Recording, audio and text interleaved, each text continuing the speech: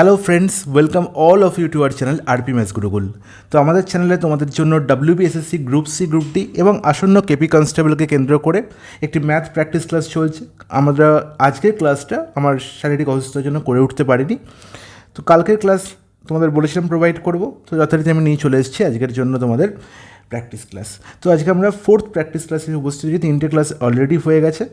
আজকের প্র্যাকটিস ক্লাসে প্রশ্নগুলো কিন্তু প্রচণ্ড ইম্পর্টেন্ট প্রশ্ন, খুব ভালো করে দেখবে।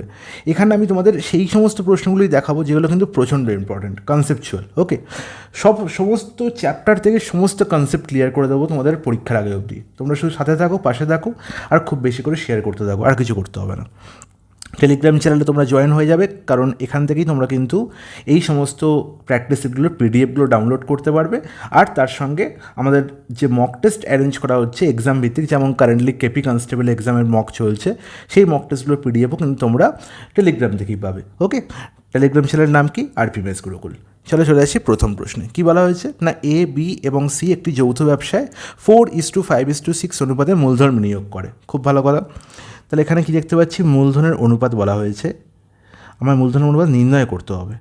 কি বলা হয়েছে না, 4:5:6 অনুপাতে মূলধন বিনিয়োগ করেছে, কিন্তু এই মূলধনটা কিন্তু ফিক্স নয়। এই মূলধনের অনুপাতটা কিন্তু ফিক্স নয়। ওকে, কি বলা হলো না, 4 মাস পরে এ তার মূলধনের 25% বাড়ায়, 25% বাড়িয়ে দিল। তোমরা সবাই জানো 25%-এর ফ্র্যাকশন ভ্যালু কত? 25/100, তার মানে 1/4। তার মানে যদি আগে 4 থাকতো তার মূলধন, সেটা 1 বাড়িয়েছে। তাই তো দেখো, আগে তো 4ই ছিল, তাহলে 4-এর থেকে কত বাড়িয়েছে? 1 বাড়িয়েছে মূলধন। তার মানে এখন কত হয়ে গেছে? 5। বোঝা গেল? বলবো একদম ঠিক, কোনো অসুবিধা নেই। এবার দেখা গেল বি তার মূলধনের 20% কমিয়ে দেয়। 20%-এর ফ্র্যাকশন ভ্যালু কত? দাদা 1/5। তার মানে 5 যদি আগে থাকতো তার মূলধন, সে 1 কমিয়েছে। তাই দেখো, 5 তো ছিল আগে, সেটা 1 কমিয়েছে। তাহলে কমলে কত হবে? 4 হয়ে গেল। এবার দেখতে পাচ্ছি যে সি তার মূলধনের 50% বাড়ায়। তাহলে সি এর মূলধন ছিল কত? 6। 50%-এর ফ্র্যাকশন ভ্যালু বাচ্চারা বলতে পারবে হাফ।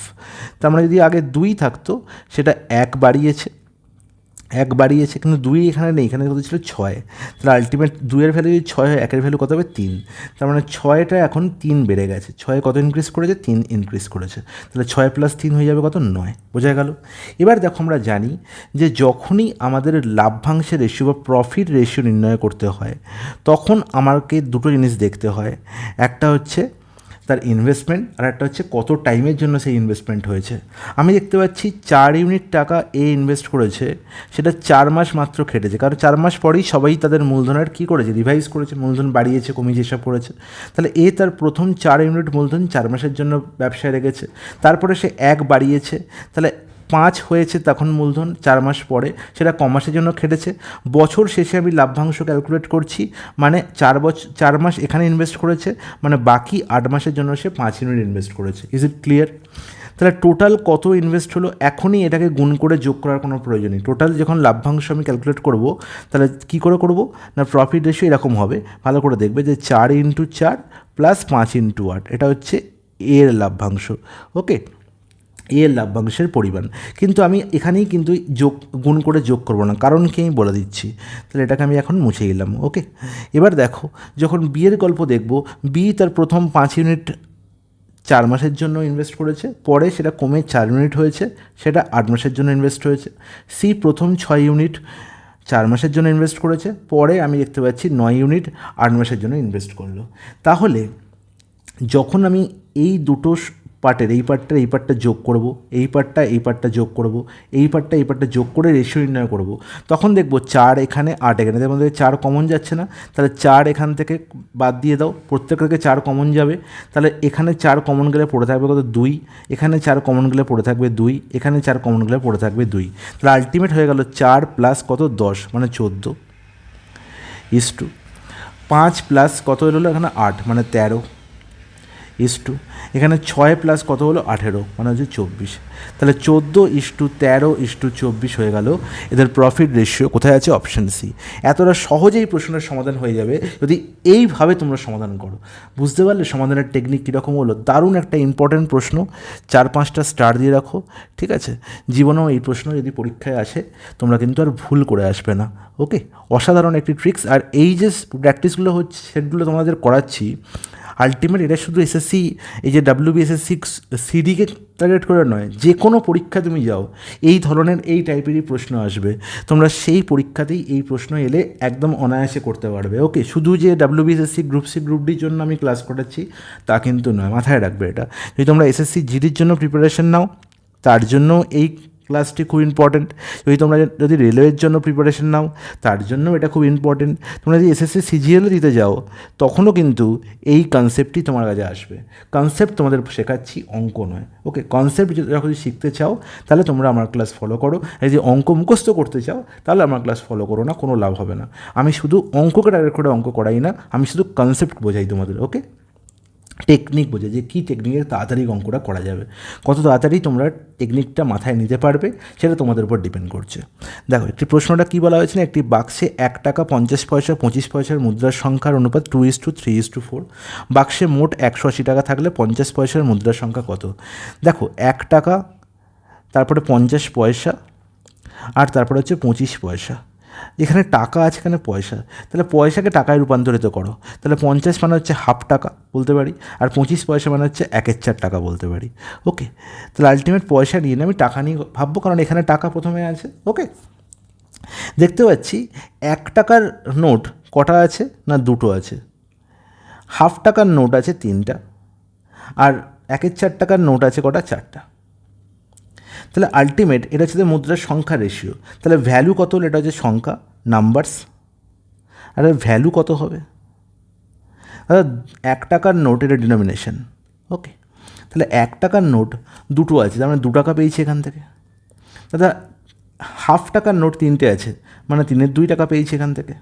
আর 1/4 টাকার নোট 4টে আছে, তাহলে কত টাকা পেয়েছি এখানে, 1 টাকা পেয়েছি।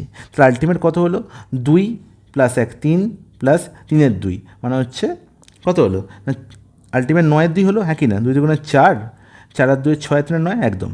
তাহলে টোটাল 9/2 টাকা হলো। আর এই 9/2 ভ্যালু কত বলা হয়েছে, দাদা 180। তাহলে নির্ণয় করতে হবে 50 পয়সার মুদ্রার সংখ্যা। তাহলে 50 পয়সার ভ্যালু কত হলো, তাহলে আলটিমেট 3/2 এর ভ্যালু কত সেটা নির্ণয় করলেই হয়ে যাবে। 50 পয়সার যে কয়েনগুলো নিয়ে কত টোটাল ভ্যালু আমার কাছে আছে, 3/2 ইউনিট আছে, তাহলে 3/2 ভ্যালু নির্ণয় করলেই হবে। তাহলে 9/2 ভ্যালু 180, তাহলে 3/2 ভ্যালু কত, এখানে 1 ভ্যালু নির্ণয় করার প্রয়োজন নেই, 2 এখানেও আছে, 2 এখানে আছে, 2 কোনো ভ্যালু নেই। 9 ভ্যালু 180 হলো, 3 ভ্যালু কত, তাহলে এখানে 9 থেকে 3 কী করে হয়েছে, 9 থেকে 3 হয়েছে 3 ভাগ করে, তাহলে 180কে 3 ভাগ করে দাও, মানে 60 হয়ে যাবে 3/2 ভ্যালু। তাহলে 60 টাকা আমার কাছে আছে, 60 টাকা আমার কাছে আছে, সবকটা হচ্ছে 50 পয়সার কয়েন।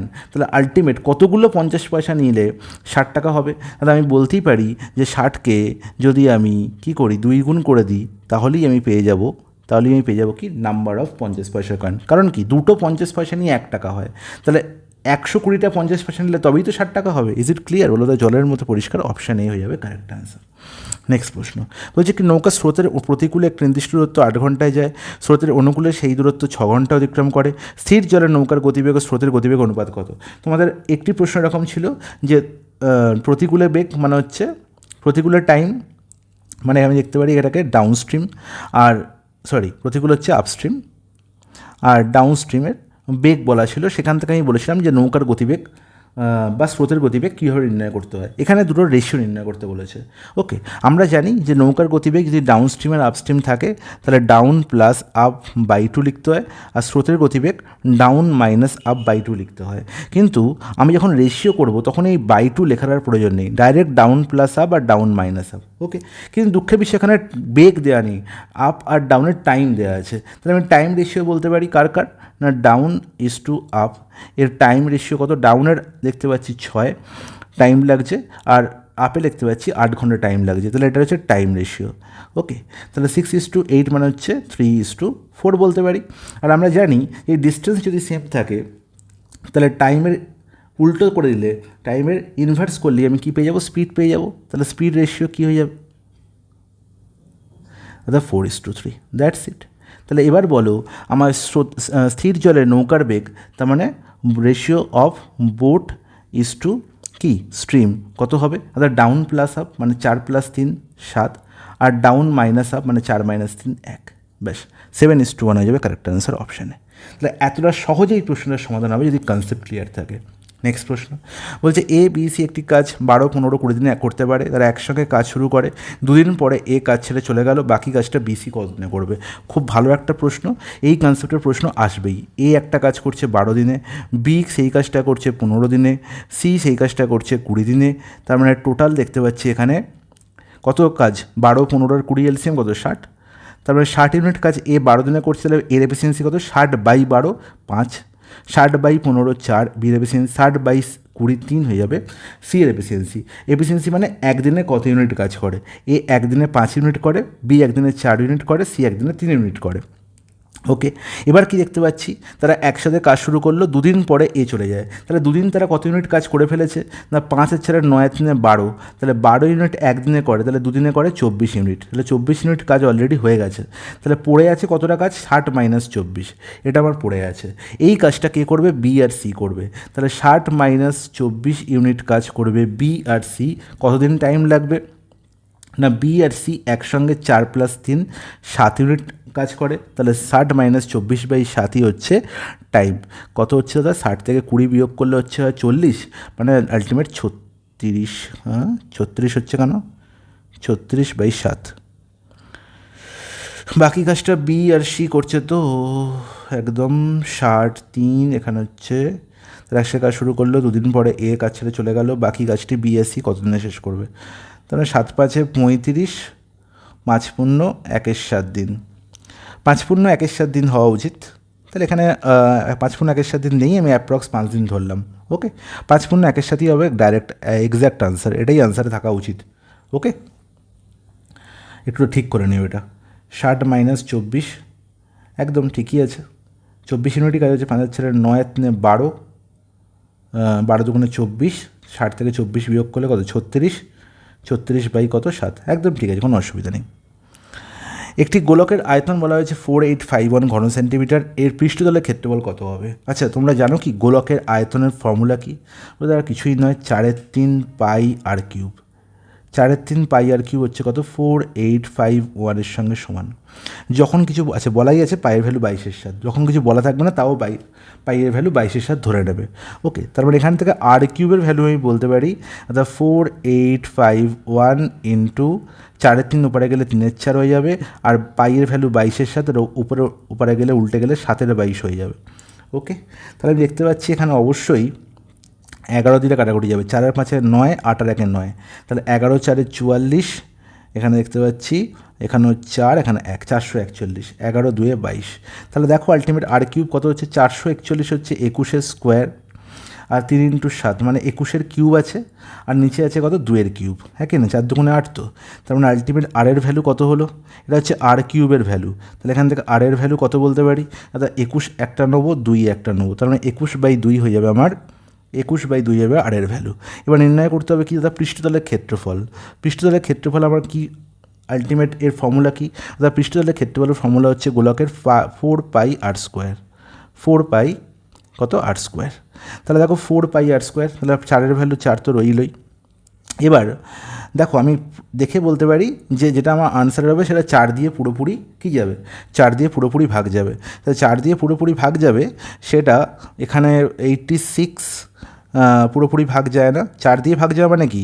সেটা লাস্ট দুখানা দিয়ে 4 দিয়ে ভাগ যাবে, তাহলে এ আনসার হতে পারে না। দুটো শূন্য আছে, এটা হতে পারে। 50 4 দিয়ে ভাগ যায় না, এও আনসার হতে পারে না। 40 4 দিয়ে ভাগ যায়, তার মানে এটাও আনসার হতে পারে, এটাও আনসার হতে পারে। এবার একটা ঘটনা হচ্ছে 4 পাই আর স্কোয়ার, পাইয়ের ভ্যালু তো দাদা 22/7, তার মানে 22 যখন আছে মানে সেটা 11রও মাল্টিপল। এবার 11রও মাল্টিপল মানে দেখতে পাচ্ছি 154 একমাত্র 11রও মাল্টিপল, তার মানে অপশান ডি হয়ে যাবে কারেক্ট আনসার। 1400 1100 মাল্টিপল, 11রও মাল্টিপল নয়, তাই না? তাহলে এইভাবে কিন্তু আমি সহজে এই প্রশ্নটা সমাধান করতে পারি উইদাউট ডুইং দিস ক্যালকুলেশন। ঠিক আছে, এই ক্যালকুলেশনটা করারই দরকার নেই। বোঝা গেল? বলো, খুব সুন্দর বোঝা গেছে। নেক্সট প্রশ্ন, বার্ষিক 10% সরল সুদের হারে 3 বছরে কোনো আসলের সরল সুদ ও চক্রবৃদ্ধি সুদের পার্থক্য 31 টাকা হলে আসল কত? তোমাদের সবাই আমি জানি যে এখানে তোমরা বলবে যে এখানে ফর্মুলা আছে যে CI minus SI for 3 years. Formula কি দাদা? পি ইন্টু r/100 এর হোল স্কোয়ার, তাই তো, ইন্টু r/100 + 3, এটা তো ফর্মুলা বলবো একদম ঠিক, কোনো অসুবিধা নেই। এবার আমি বলবো এইসব ফর্মুলার কোনো দরকার নেই, এসব বেকার, এসব ফর্মুলা ইউজ করে মাথার মধ্যে হেডেক। ঠিক আছে, আমার 10% সরল সুদ বলা হয়েছে, 3 বছরের গল্প বলা হয়েছে। তাহলে আমি দেখতে পাচ্ছি 10% মানে হচ্ছে 10 টাকায় আমি 1 টাকা সুদ পাই, তাই তো? 3 বছর পরে আমি আল্টারনেট 1 বছরে টাকাটা কত হয়ে যায়, 11-র 10 গুণ হয়ে যায়। এই কনসেপ্ট আমি সবাইকে শিখিয়েছি।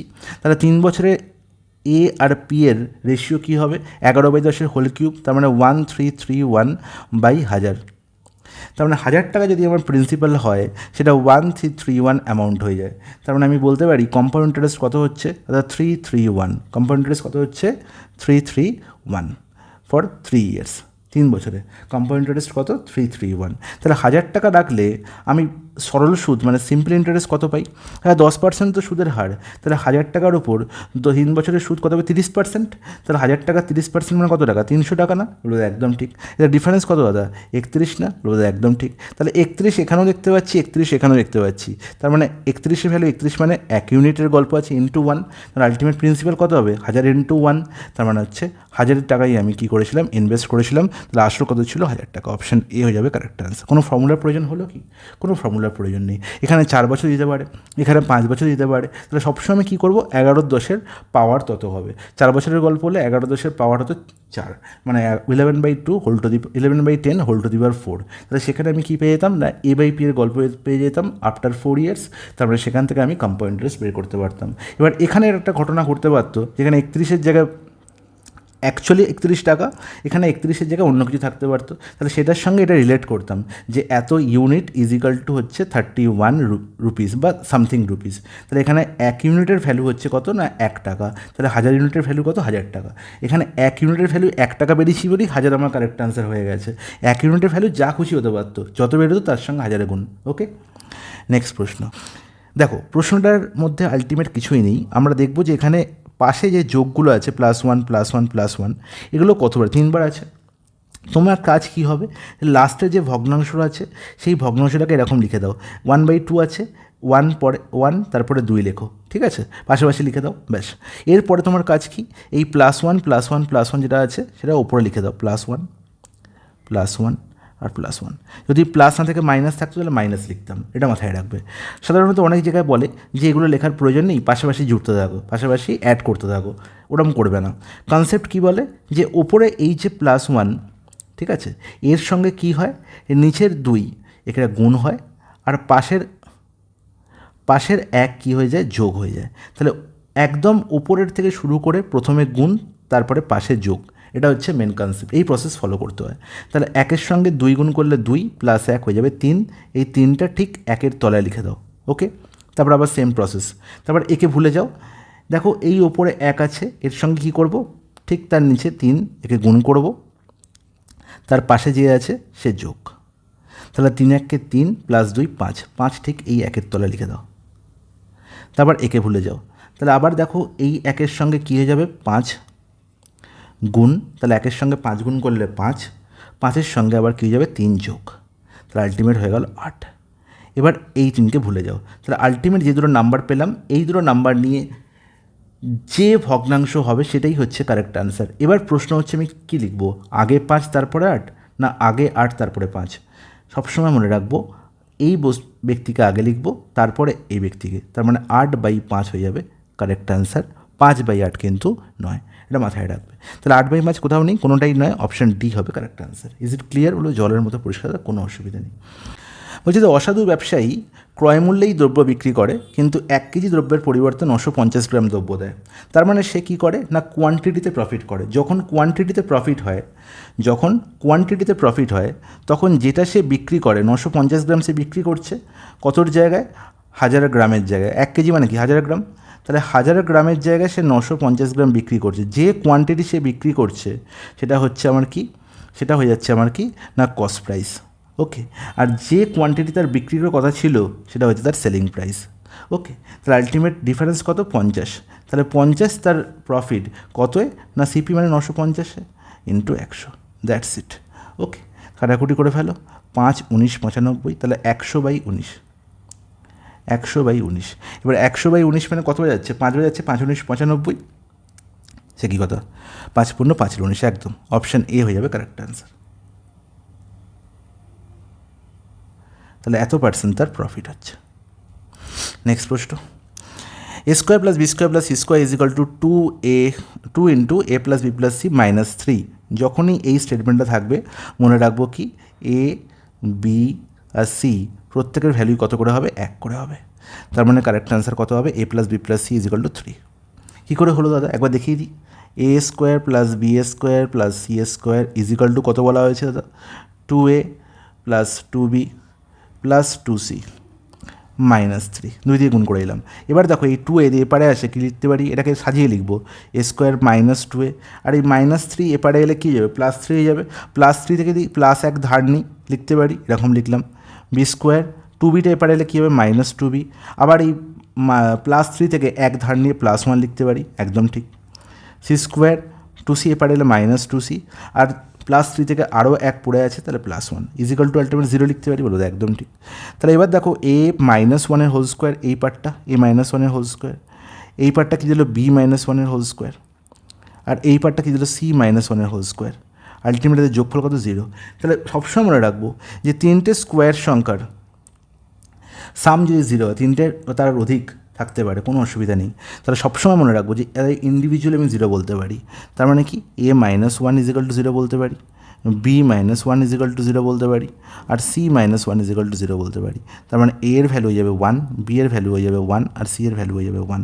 তার মানে আলটিমেট এ প্লাস বি প্লাস সির ভ্যালু কত হয়ে যাবে, প্লাস 3। তাহলে এত সহজে এই প্রশ্নটার সমাধান হয় যদি আমি এটুকু জেনে রাখতাম যে A square plus B square plus C square is equal to 2 into A plus B plus C minus 3 থাকলে এ বি সি প্রত্যেকের ভ্যালু আমি 1 বলতে পারি। ওকে, ক্লিয়ার, বলে একদম জলের মতো পরিষ্কার, কোনো অসুবিধা নেই। নেক্সট প্রশ্ন, পরপর 7টি ক্রমিক জোড় সংখ্যার গড় 30, বৃহত্তম সংখ্যাটি কত? তোমাদের আগেও বলেছি যে যখনই এরকম বলা থাকবে যে 7টি ক্রমিক সংখ্যা, 9টি ক্রমিক সংখ্যা, 5টি ক্রমিক সংখ্যা, সবসময় মিডিল নাম্বারকে আমি ডিনোট করছি 30 দিয়ে। তাহলে 7টি ক্রমিক সংখ্যা এর মিডিল সংখ্যা কী হবে, সবসময় 4th নাম্বার হবে মিডিল সংখ্যা, তাই তো? হ্যাঁ কি না বলো একদম 1st, 2nd, 3rd, 4th, 5th, 6th, 7th, তাহলে মিডিল নাম্বার কী হলো, 4th হলো কি? একদম বলো দাদা ঠিক। কী করে বার করলাম 4th নাম্বার, না 7টি ক্রমিক সংখ্যা বলা হয়েছে 7 প্লাস 1/2, এটা হচ্ছে মিডিল নাম্বার 4th। ঠিক আছে, এত সহজে বের করা যায়, কোনো রকমভাবে যে আমাকে লিখতে হবে না 1 2 3 4 5, এটা তোমার বোঝানোর জন্য লিখলাম। ওকে, তাহলে মিডিল নাম্বারকে 4th নাম্বার, তাহলে 4th নাম্বার ভ্যালু কত, 30। বৃহত্তম সংখ্যাটা নির্ণয় করতে হবে মানে 7th, তাহলে ক ঘর গেছি আমি, 4 থেকে 5 1 ঘর, 5 থেকে 6 2 ঘর, 6 থেকে 7 3 ঘর। প্রত্যেকটা ঘরের মধ্যে গ্যাপ কত, ক্রমিক জোড় সংখ্যা গ্যাপ কত করে, 2 করে, তার মানে 2 প্লাস 2 প্লাস 2 মানে 6 যোগ হয়েছে, তাহলে 30-এর সঙ্গে প্লাস 6 করে 36 হয়ে যাবে 7th নাম্বার বা সবথেকে বড় সংখ্যা, অপশান এ হয়ে যাবে কারেক্ট অ্যান্সার। নেক্সট প্রশ্ন,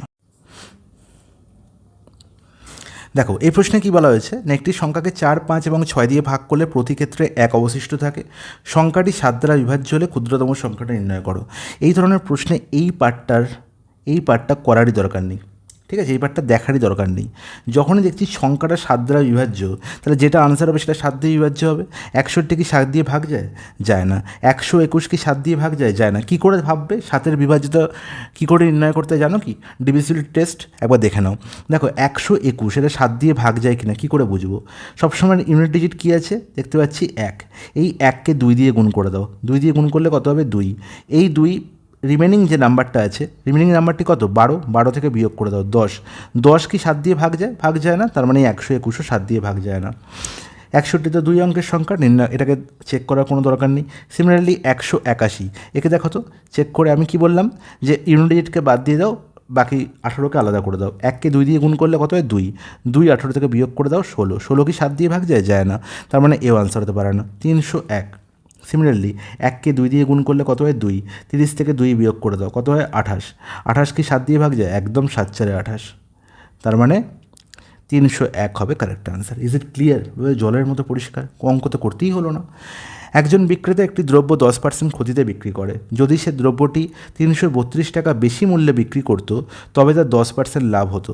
তার মানে আলটিমেট এই 10% ক্ষতি থেকে 10% লাভের রাস্তাটা ক্রস করতে গেলে টোটাল কত পার্সেন্টেজ আমাকে এগোতে হয়? তাহলে 10 থেকে আগে আমায় শূন্যে যেতে হবে, তারপরে -10 থেকে আগে শূন্যে যেতে হবে, তবে +10-এ যাবো। কারণ টোটাল যে পথটা কভার করলাম এটা হচ্ছে 20%-এর গ্যাপ কভার করলাম। এই 20%-এর গ্যাপের ভ্যালু কত বলা হয়েছে? 332। তাহলে দ্রব্যটি ক্রয় মূল্য সবসময় 100%-এর সঙ্গে সমান হয়। তাহলে এখানে 20%-এর ভ্যালু 332, তাহলে 100%-এর ভ্যালু এখানে কী হয়? 5 গুণ হয়েছে। তাহলে এখানেও 5 গুণ হবে, 5 2 10 শূন্য, 5 3 15 আর 1 16 6, 5 3 15 1 16, 1660। অপশান বি হয়ে যাবে কারেক্ট অ্যান্সার। এ ও বি এর আয়ের অনুপাত বলা হয়েছে 3:2। ইনকাম রেশিও বলা হয়েছে, কী রেশিও দাদা? Income ratio. কত দাদা বলা হয়েছে? না 3:2। খুব ভালো কথা। ব্যয়ের অনুপাত কত বলা হয়েছে? ব্যয়ের অনুপাত মানে হচ্ছে স্পেন্ড রেশিও। কত দাদা? 5:3। এবার বলেছি যদি প্রত্যেক মাসে 1000 টাকা সঞ্চয় করে তবে বিয়ের আয় কত? তাহলে দুজনকার সঞ্চয় হচ্ছে সমান।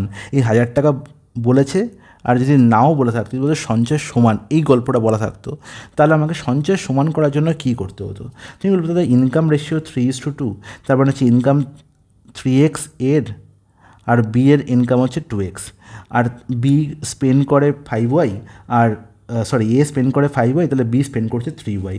তাহলে 3x - 5y, এটা হচ্ছে এর কী হবে? এটা 3x - 5y করলে কী হবে? সেভিংস। তাহলে সবসময় তো আমরা জানি যে ইনকাম থেকে স্পেন্ড বিয়োগ করলে তবেই সেভিংস হয়, হ্যাঁ কি না? 3x - y কার সেভিং হবে? এ। তাহলে বি এর সেভিংস কত দাদা? না দাদা 2x - 3y। তাহলে এরা কি ইকুয়াল? কারণ কি 1000 টাকা দুজনেই সঞ্চয় করে। যখন এই গল্প বলা থাকবে তখন আর আমাকে এইরমভাবে XY ধরে ইকুয়াল করার কোনো মানে হয় না। জাস্ট কথাটা মাথায় রাখবে, আমি এরা বলছি, চুপচাপ শুনে যাও। যখনই আমি দেখব যে ইনকাম রেশিও বলা হয়েছে, খরচের রেশিও বলা হয়েছে, এবং সেখানে বলা হয়েছে দুজন সমান টাকা সঞ্চয় করে, তখন আমি কি করব? কিচ্ছু করব না, এদের মধ্যে গ্যাপ সমান করব। 3 আর 2 এর গ্যাপ কত? 1। 5 আর 3 এর গ্যাপ কত? 2। তাহলে তুমি 1কে 2 বানাও। 1কে 2 বানাতে গেলে 2 দিয়ে গুণ করতে হবে। তাহলে এখানে 2 দিয়ে গুণ করলে কত হয়ে গেল? 6। আর একে 2 দিয়ে গুণ করলে হয়ে গেল 4। তাহলে এবার দেখো 6 থেকে 5-এর ডিফারেন্স কত? 1 ইউনিট। 4 থেকে 3-এর ডিফারেন্স কত? 1 ইউনিট। তার মানে 1 ইউনিটের ভ্যালুই হচ্ছে কত? 1 ইউনিটের ভ্যালুই হচ্ছে 1000 টাকা। এবার নির্ণয় করতে হবে বিয়ের আয়। বলো বিয়ের আয় কত? ইনকাম কত? 4। তাহলে 4 ইউনিটের ভ্যালু কত হবে? 4000 টাকা। এতটাই সহজেই প্রশ্নের সমাধান করা যায়, কোনো রকম কোনো XY ধরার দরকার নেই। অপশন সি হয়ে গেল কারেক্ট অ্যান্সার। নেক্সট প্রশ্ন। 50 জন ছাত্রের একটি ক্লাসে অঙ্কের গড় নাম্বার 70। খুব ভালো কথা। এই 10 জন নতুন ছাত্র আসে, তাদের গড় নাম্বার 60, তবে নতুন গড় নাম্বার কত হবে? হ্যাঁ, নতুন গড় নাম্বার কত হবে? 10 জন নতুন ছাত্র আসে, যাদের গড় নাম্বার 60, আচ্ছা, তবে নতুন গড় নাম্বার কত হবে? খুব ভালো কথা। তাহলে 50 জনের গড় নাম্বার বলা হয়েছে দাদা 70, আর 10 জন নতুন এসছে যাদের গড় নাম্বার বলা হয়েছে 60। তাহলে এখন 50 + 10 টোটাল 60 জন হয়েছে। এই 60 জনের গড় নাম্বার কত বলতে হবে। এবার দেখো 50 জনের গড় নাম্বার ছিল 70, এই যে বাকি 10 জন অ্যাড হয়েছে, তারা যদি 70 করেই নিয়ে আসতো, তাহলে আমি বলতাম যে 60 জনেরও গড় 70 হতো, হ্যাঁ কি না? কিন্তু তা হয়নি। তারা কী করে এসছে? না 60 নিয়ে এসছে, তারা 70 করে নিয়ে আসতে পারেনি। তাহলে 10 কম নিয়ে এসছে, হ্যাঁ কি না? 70 - 60, 10 কম নিয়ে এসছে। তাহলে 10 কজন কম নিয়ে এসছে? একজন কম নিয়ে এসছে। টোটাল এসছে কতজন? 10 জন। তাহলে টোটাল কত কম নিয়ে এসছে? 100 কম নিয়ে এসছে। 100 যে কম নিয়ে এসছে, যেটা কম নিয়ে আসে সেটা কি হয়? গড়ের সবার মধ্যে ভাগ করে দিতে হয়। তাহলে যেটা 100 কম নিয়ে এলো সেটা সবার মধ্যে ভাগ করে দাও, 50 + 10, 60 জনের মধ্যে ভাগ করে দাও। তার মানে 10/6, মানে বলতে পারি 5/3 কম করে দাও 70 থেকে। তাহলে 70 থেকে 5/3 কম করলে আলটিমেট দেখো এটা 5/3 কম, তো তাহলে আমি বলতে পারি যে 70 মাইনাস সামথিং, মানে যেটা 5/3 কত হবে? 1.6 এরকম হওয়া উচিত। তাহলে 1.6 মানে সেটা 2 এরকম, মানে 68 থেকে একটু বড়, মানে অ্যাপ্রক্স 68 বলতে পারি। ঠিক আছে, 68 থেকে একটু বড়, 68.4 হচ্ছে। তাহলে অ্যাপ্রক্স 68 বলতে পারি, 67.5 কিন্তু নয়। ওকে, এটাও নয়, এটাও নয়, এটাও নয়। বোঝা গেল? খুব সুন্দর বোঝা গেল, কোনো অসুবিধা নেই। নেক্সট প্রশ্ন চলে যাই। যে একটি ঘরের মেঝেতে 12 সেমি, 10 সেমি 12x10 মাপে 1000টি টাইলস লাগে, খুব ভালো কথা। আচ্ছা, এখানে এটা গল্পটা এরকম হয়েছে, এই 10 সেমি এখানে না লিখে এখানে লিখলে ভালো হতো, যে 12 × 10 সেমি। তাহলে 12 × 10 সেমি মানে হচ্ছে কি, ঘরের মেঝের ক্ষেত্রফল বলা হয়েছে। এই 12 × 10 সেমি মাপের 1000টি টাইলস লাগাচ্ছি, তাহলে 1000টি টাইলসের টোটাল ক্ষেত্রফলই হচ্ছে ঘরের মেঝের ক্ষেত্রফল। তাহলে ঘরের মেঝের ক্ষেত্রফল পেয়ে গেলাম যে 12 × 10 হচ্ছে একটা টালির ক্ষেত্রফল, এরকম 1000টা টালি লাগিয়েছি, তাহলে ইন্টু 1000, এটা হচ্ছে টোটাল মেঝের ক্ষেত্রফল। এই টোটাল মেঝের ক্ষেত্রফলকে যদি আমি অন্যরকম টালি, মানে 15 আর 12র গল্প দিয়ে ভাবতাম, যে আমার অন্যরকম টালি দিয়ে আমার বসাতে হতো, যেখানে একটার টালির মাপ হতো, একটা টালির ক্ষেত্রফল হতো 15 × 12, তাহলে কতগুলো টালি লাগতো না, ঘরের মেঝের ক্ষেত্রফল বাই একটা টালির ক্ষেত্রফল, এটাই তো কনসেপ্ট। তাহলে দেখো 12 12 ক্যান্সেল আউট হয়ে গেল, 5কে দিয়ে এখানে কত 2 আর এখানে হচ্ছে 3, তাহলে আলটিমেট 2000/3, আর 2000/3 মানে হচ্ছে দেখছি 3 6 18, 3 6 18, 3 6 18, তারপরে 666.6 এরকম একটা ভ্যালু বেরোবে, তাকে অ্যাপ্রক্স আমি বলতে পারি 667, এবং যেটাই আছে আনসার অপশন সি। ওকে, নেক্সট প্রশ্নে চলে যাই। বলছে কোন ক্ষুদ্রতম পূর্ণবর্গ সংখ্যা 16, 20 এবং 24 দ্বারা সম্পূর্ণরূপে বিভাজ্য?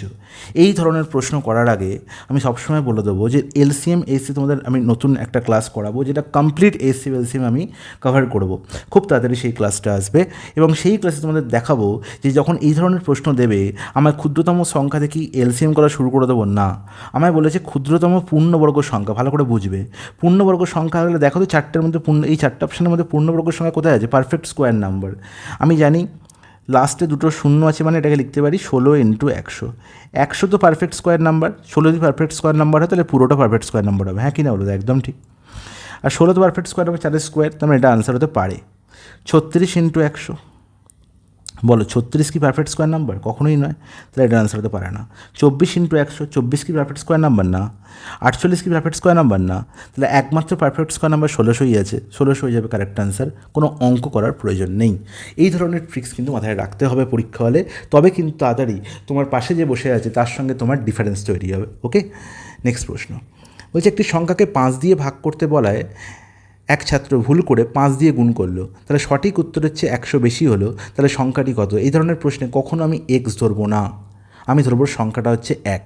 তাহলে সংখ্যাটাকে 5 দিয়ে গুণ করলে সংখ্যাটা কত হতো? 1 × 5 5। 5 দিয়ে ভাগ করলে সংখ্যাটা কত হতো? 1/5, তাই তো? তাহলে তোমাদের ডিফারেন্স কত? 5 - 1/5, তাহলে হচ্ছে 24/5। তাহলে এই যে ডিফারেন্স, এটাই হচ্ছে কত? 100-র সঙ্গে সমান। তাই নির্ণয় করতে হবে সংখ্যাটি কত। সংখ্যাটা আমি 1 ধরেছিলাম, তাহলে 1-এর ভ্যালু কত হবে না 100 × 5/24। ওকে, তাহলে 100 × 5/24 অ্যাপ্রক্স হচ্ছে আনসার চেয়েছে 4কে দিয়ে 25, এখানে 4 × 6 = 24। আচ্ছা, কাটাকুটি করার দরকার ছিল না, এখানে 500/24 হতো। 500/24 মানে হচ্ছে 24 × 2 = 48, 24 × 2 = 20 পয়েন্ট সামথিং হতো, হ্যাঁ কি না? বলো তো একদম ঠিক, 20 পয়েন্ট সামথিং, 20 আমি আনসার বলতে পারি অ্যাপ্রক্স, এখানে অ্যাপ্রক্স আনসারটা চেয়েছে। ঠিক আছে, নেক্সট প্রশ্নে চলে যাই। আচ্ছা, পৌনঃপুনিক আমরা জানি, পৌনঃপুনিক বা রেকারিং ডেসিমেলের গল্প। তাহলে 0.3, এই 0.3 এর মাথায় বার, এটাকে আমি কীভাবে লিখতে পারি? এটাকে আমি লিখতে পারি যে 3/9। বলো তো একদম ঠিক। বলবো কি যে সংখ্যাটা দশমিক ছাড়া সংখ্যাটাকে লিখে নাও। এর নিচে কী লিখবো না, যতগুলোর পর উপরে দশমিক আছে বা পৌনঃপুনিক আছে ততগুলো নয়, যতগুলোর ওপর নেই ততগুলো শূন্য। এখানে নেই এরম কোনো কেউ নেই, শুধু একটাই সংখ্যা, তাহলে একটা না, 3/9। কাটাকুটি করার কোনো দরকার নেই। 0.47 7-এর মাথায় বার, এটাকে আমরা কি লিখতে পারি? আগে সংখ্যাটা লিখে নেব, যার মাথায় পৌনঃপুনিক নেই সেটা বিয়োগ করে দেবো, বাই যার মাথায় পৌনঃপুনিক আছে ততগুলো নয়, যার মাথায় নেই ততগুলো শূন্য। তাহলে 47 - 4 মানে 43/90। ইটস নট ইট, বলো একদম ঠিক। 3/9কে আমি কি লিখতে পারি? 30/90 লিখতে পারি, এরকম লিখে নেবে, বলো একদম ঠিক। তাহলে 0.6 মাথায় বার বা পৌনঃপুনিক, এটাকে লিখতে পারি 6/9, তার মানে হচ্ছে 60/90। এবারে সবাইকে যোগ করে দিয়েছে, তাহলে সবার তলায় তো 90 আছে, তাহলে লবগুলোকে যোগ করলেই গল্প শেষ। 60 30 90, 90 + 40 130, মানে 133/90। এবার 133/90, 133/90কে আমি কীভাবে লিখব? 133/90কে আমি এরকমভাবে লিখতে পারি, খুব ভালো করে বুঝবে। 90 + 43/90, 90/90 মানে 1 প্লাস 43/90। তাহলে আমি 1 পয়েন্ট সামথিং পাবো। এই 43/90 একে আমি রেকারিংয়ে কী করে ট্রান্সফার করব? দেখো, এর জন্য একে ভাগ করার প্রয়োজন নেই, একদমই ভাগ করবে না। করবে কি তুমি, যেটা প্রথমে লেখা আছে, যেটা আমার প্রথমে লেখা আছে 4, এই 4টা বসিয়ে দেবে। তার মানে 1.4 বসিয়ে দাও। তারপরে 4-এর সঙ্গে 3 7 যোগ করে উপরে লিখে দাও, 7-এর মাথায় 15 দিয়ে দাও। That's it. তাহলে আমি কি বলতে পারি, 1.47, 7-এর মাথায় পৌনঃপুনিক, বাইরে আমার একটা ড্যাশ। কী করে হলো? তাহলে দেখো, তোমার এটাকেই যদি লিখতে, আমি কীভাবে লিখতে না, 1 + 0.47 এর মাথায় পৌনঃপুনিক। এবার এটাকে যদি ভগ্নাংশে প্রকাশ করতে কী করতে, 47 - 4 বাই কি 9, একটার মাথায় পৌনঃপুনিক আছে বলে একটা 9, একটা মাথায় নেই মানে 0। দেখো 43/90 হতো, আর সেটাই তো আছে। তাহলে বোঝা গেল কীভাবে করতে হয়। যখনই দেখবো নিচে 90 আছে, তখন কি লিখব, যে সংখ্যাটার আমার দুটো সংখ্যা আছে 43, তার মধ্যে প্রথম সংখ্যাটা অ্যাজ ইট ইজ বসে যাবে, পরের সংখ্যাটার সঙ্গে আগের সংখ্যা যোগ হয়ে বসে যাবে, তার মাথায় কী পড়ে যাবে, পৌনঃপুনিক পড়ে যাবে। That's it. তাহলে 1.47 অপশান ডি হবে correct answer. Is it clear? জলের মতো পরিষ্কার, কোনো অসুবিধা নেই। এটাকে তোমরা কোনোভাবেই কিন্তু ভাগ করতে যাবে না। এই লাইনটা, এই দুটো লাইন হচ্ছে আমি তোমাদের বোঝানোর জন্য লিখেছি, তোমার পরীক্ষার এটা লেখারই প্রয়োজন নেই। 133/90 আছে, তার মানে যখনই 130 মানে 100 অপেক্ষা বেশি, মানে 90 অপেক্ষা বেশি, তার মানে একটা অবশ্যই আছে। তাহলে 130 থেকে আগে 90 বিয়োগ করে দাও, তার মানে 43 পড়ে রইলো। তার মানে 1 পয়েন্ট, এই 43-র মধ্যে 4 লিখলাম, 4-এর সঙ্গে 3 যোগ করে দিয়ে 7 লিখলাম, 7-এর মাথায় পৌনঃপুনিক দিয়ে দিলাম, এক কথায় গল্প শেষ। ওকে, নেক্সট প্রশ্নে চলে যাই। দেখো কী বলা হয়েছে, একটি বাগানের দৈর্ঘ্য প্রস্থের অনুপাত বলা হয়েছে 5:3। তাহলে বলতে পারি যে বাগানের দৈর্ঘ্য লেন্থ যদি 5x হয়, তাহলে ব্রেথ হচ্ছে কত, 3x, হ্যাঁ কি না? এবার বাগানের চারপাশে 2 মিটার চওড়া রাস্তা আছে, খুব ভালো কথা। তাহলে আমি যখন রাস্তার সমেত বাগানের ক্ষেত্রফল নেব, তখন আমি কী দেখব, এদিকেও 2 মিটার চওড়া রাস্তা, এদিকেও 2 মিটার চওড়া রাস্তা। তার মানে রাস্তার সমেত যখন বাগানের ক্ষেত্রফল দেবো, তখন রাস্তার সমেত বাগানের লেন্থ হয়ে যাবে 5x + 4, আর ব্রেথ হয়ে যাবে 3x + 4, হ্যাঁ কি না? তাহলে এবার বলো এদের ক্ষেত্রফল কত না, 5x + 4 × 3x + 4। এখান থেকে বাগানের ক্ষেত্রফল মানে 5x × 3x বিয়োগ করলে কী পেয়ে যাব, রাস্তার ক্ষেত্রফল, যেটা হচ্ছে 304 বর্গমিটার। এবার বলো কাটাকুটি করলে হবে? একদমই হবে। দাদা 5x × 3x এখানেও আছে, 5x × 3x এখানেও আছে, তাহলে এর কোনো গল্প নেই, তাহলে এটা ক্যান্সেল আউট করে দাও। তাহলে আলটিমেট কী পড়ে থাকবে না, 5x × 4 and that is 20x, plus 4 × 3 12x, আর 4 × 4 হচ্ছে 16 = 304। এটা এক লাইনে লেখা যায়। তাহলে 20x + 12x মানে হচ্ছে 32x। এটা 16 বিয়োগ করলে কত হবে, 16 বিয়োগ করলে হচ্ছে 8, এখানে হচ্ছে 288, হ্যাঁ কি না? বলো একদম ঠিক।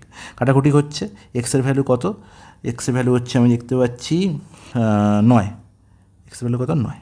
নির্ণয় করতে হবে কি, বাগানের প্রস্থ। তাহলে বাগানের প্রস্থ কত, 9 × 3 মানে 27। অপশান ডি হয়ে যাবে কারেক্ট অ্যান্সার। নেক্সট প্রশ্ন, যদি P = 50% of Q, Q = 40% of R হয়, তাহলে P = Q = R এর ভ্যালু কত? দারুণ একটা প্রশ্ন, ঠিক আছে।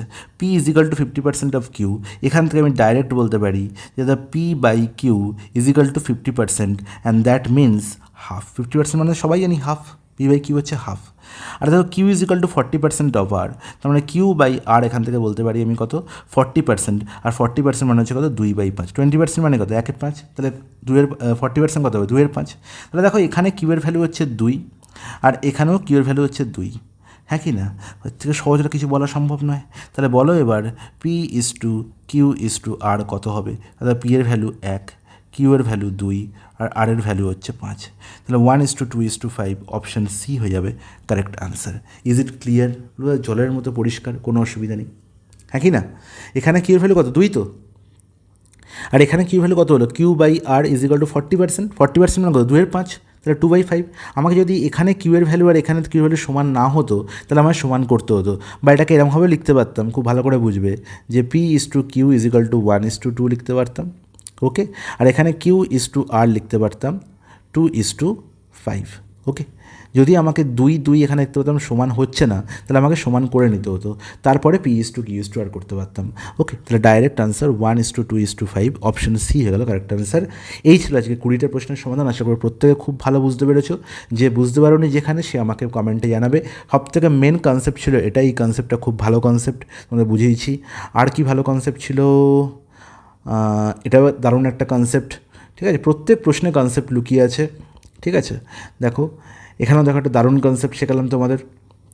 তো এত ভালো ভালো কনসেপ্ট তোমাদের প্রত্যেকটা ক্লাসে শেখাচ্ছি, তোমরা লাইক শেয়ার সাবস্ক্রাইব কিছুই করছো না।